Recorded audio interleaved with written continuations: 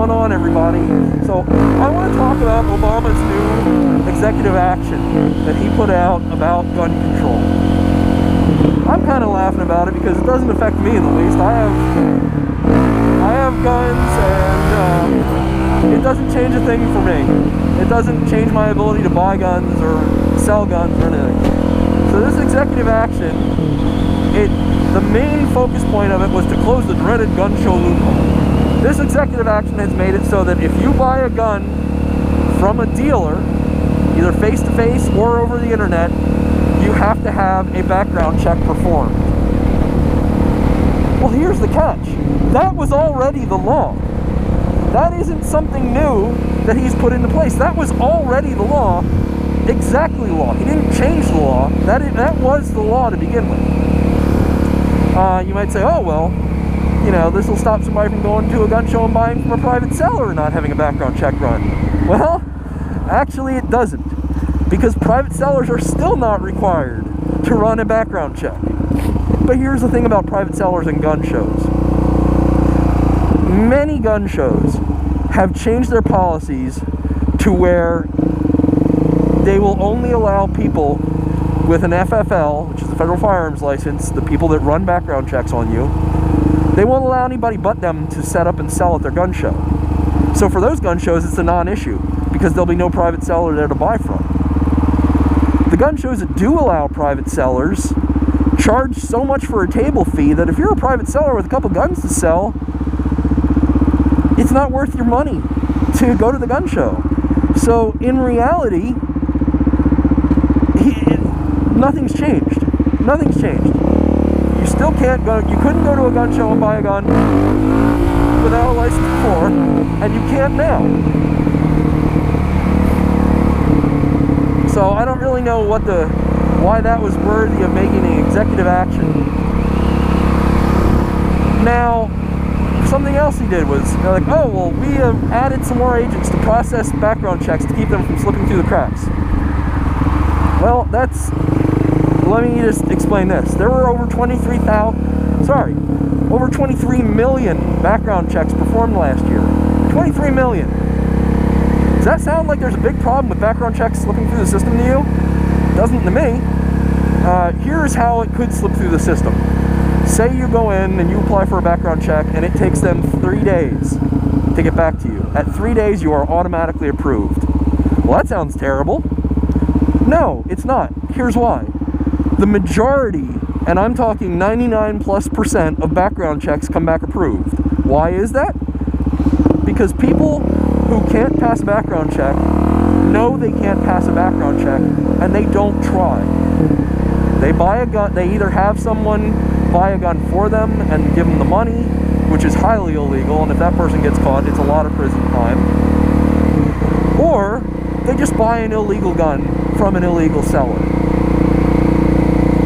So all these background checks are slipping through the crack. One, don't exist. Two, the 1 in a million cases of that happening, the chances of that person having not been able to pass the background check are virtually nil.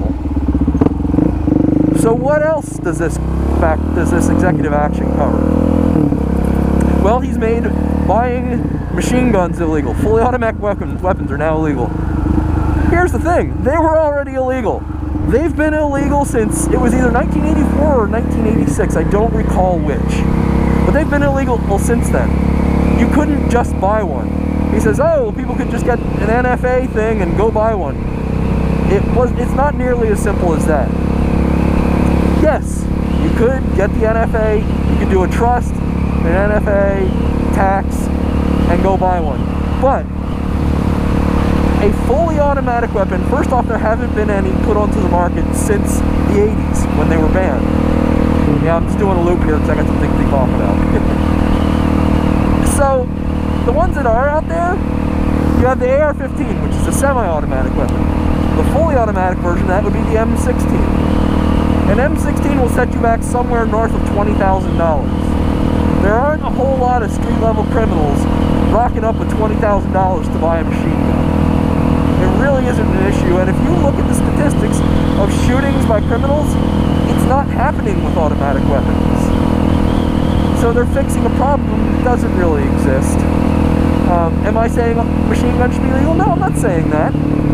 I'm just saying that spending all this time and taxpayer dollars to put together and investigate and put out an executive action to make background checks that were already a law and not change that law at all, to make machine guns illegal, which were already illegal, not change that law at all, put 230 new FBI agents on to process background checks, 230 agents to help process over 23 million background checks. That's not going to change anything. It's not enough. It would have to be 2,300 or 23,000 FBI agents to make an appreciable dent in the volume of background checks that each agent has to process. That 3-day thing is a non-issue, and I already explained why. So anyway, yeah, that's my rant about this executive action and why it's the dumbest thing I've ever heard. I can't believe that our government spent so much time and money having people research and investigate and then come out and just say, okay, well, this is the law and this is the law, when they were already the laws. It's just an incredible waste. And as an American, whether you are pro-gun or anti-gun, you should be insulted, because let's face it, Obama's the president of the United States. He didn't not know that these were the laws already. He knew they were the laws. So he knew when he put this executive action out that it wasn't actually doing anything. Which means he thinks you're dumb. You know, he's counting on the uninformed voters to think that this made some kind of radical change. And myself, I'm insulted by that, and I think you should be too. Let me know what you think in the comments. Consider subscribing. Talk to you later.